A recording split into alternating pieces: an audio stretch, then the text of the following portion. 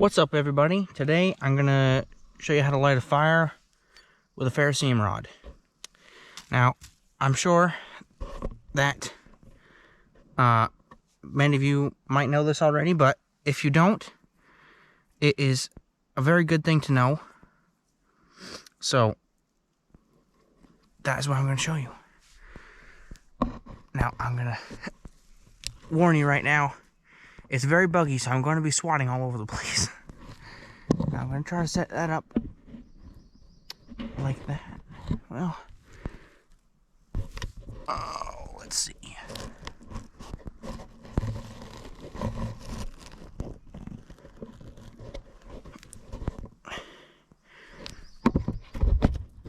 There we go. Perfect. Okay, so here I've got a bag of... I always carry a gallon-size Ziploc bag with me whenever I go out in the woods. Just, you never know. You can use it for so many different things. But one good use for it is birch bark. You know, you're walking past a tree. You know, you see a lot of dried birch bark just hanging right off of it. That's definitely... or if it's not quite dry, you know, put it in here, let it sit out in the sun, and that'll dry it out, and then you can use it for fires. So I've got a bag that I just picked up on my way right in here. I've also got a ready pile of little twigs after get my birch bark going. And just a small pile of fuel, because this is just for to show you guys. So obviously you're gonna need your Ferrocerium rod, and you're gonna take your birch bark. Now, you do not need all of this. This is, I mean, there's quite a lot in here. You don't need all of that. Just, you know, one good, like the good way to judge it is like a small bird's nest sized clump of birch bark. And that's before you do anything to it, because now that you got this much birch bark right here, let me turn it. Oh, you fell down.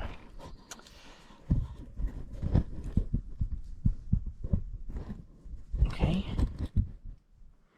So now that you got this much birch bark right here, I'm actually going to take it. Oh, I don't want to lose any. And I want to get it as broken up as much as I can.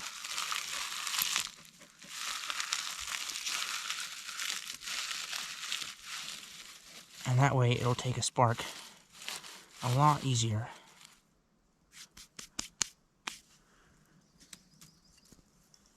Now, you don't have to do this with birch bark, but it definitely makes it easier. Okay, so you're going to take your Ferrocerium rod, and most of them come with a striker, but if not, you can use the back of a knife, or sometimes you can use an axe head or something like that. But so first I'll show you like this. Okay, so you want to start at the top of your rod, you know, not like that, like that. Okay, then you're going to shove that, make sure your birch bark's all, again, you know, make sure it's like a bird's nest. Okay, nice, compact, and then just, oh, sure it's all good, and then I kind of broke it apart on that last strike here. I'll move that piece. Sometimes you get a big piece that just doesn't want to break down, but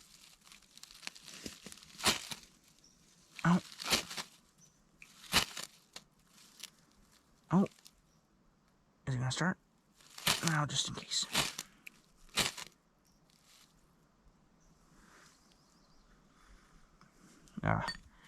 Here, I'm not even going to screw around with it. I'm just going to shove the rod right in there.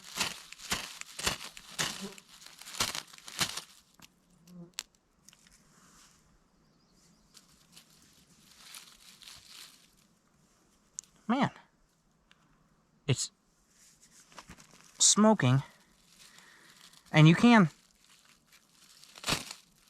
blow it into flame like that, but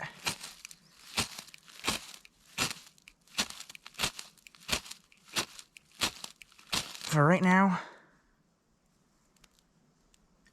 there we go.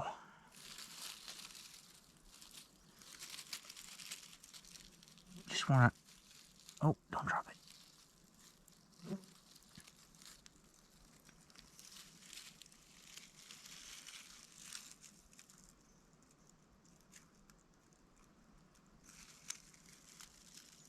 Okay, so this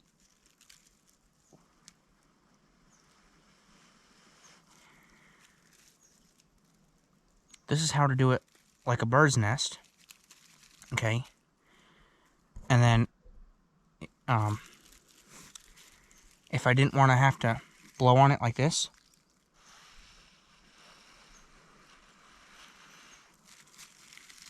I might have lost it. I'm not sure, honestly.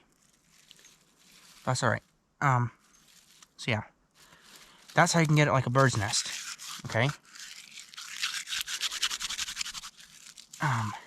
But if you're in a little bit of a hurry, you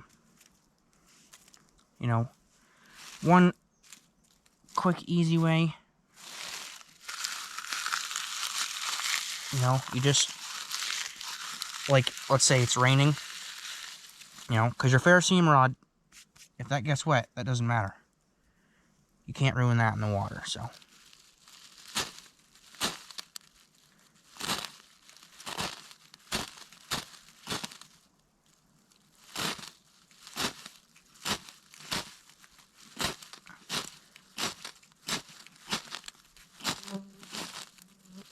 Oh, getting burnt right on the rod.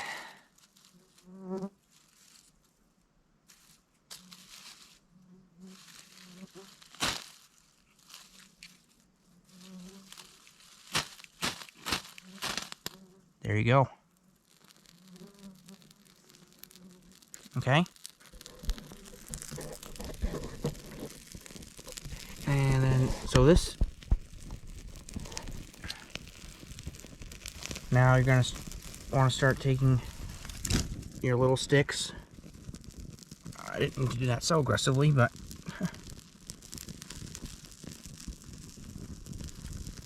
you know, when you get that birch bark lit,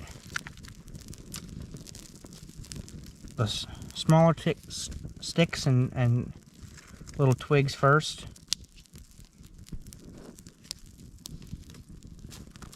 Okay. Then you want to look closely, make sure that's all that those sticks are burning. Okay. And then usually once that little stuff starts burning, wow, that's getting hot. Yeah, that's what I forgot to say. The birch bark, you do not have to start it with birch bark, but the reason that I start my fires with birch bark is a couple of reasons.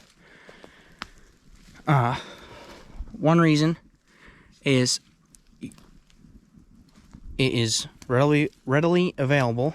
Okay, you know, it's all over the place where I live. And the other reason, birch bark is full of birch oil, which makes your fire starting so easy, but it burns hot because of that birch oil. So, you know, that's why it's really easy. You know, I just threw on all the rest of those twigs except for a couple ones here. And that birch bark lit so hot that it can take all those twigs. I don't like to throw them all on the whole pile as soon as I get that birch bark lit. You know, just to make sure you don't smother it right off. But usually I like to take like the first half of what you have for the smaller twigs and stuff like that, and then, you know, just take that a little bit slower, but don't be too slow because it can go out. But once that's going good, usually you can take the last half and feed it right to it. But I mean, that's just the twigs going right now. But that tells me this wood that's a lot drier, I can start to put that on now.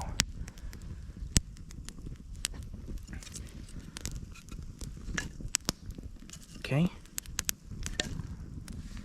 And I know that's a little punky, but it'll smoke up a little bit and get rid of a crazy amount of mosquitoes and black flies that are around here. So, but yeah, that's it. Starting a fire with a Ferrocerium rod out in the bush. So I hope you learned something. If you did, or if you have any questions or anything like that, please let me know.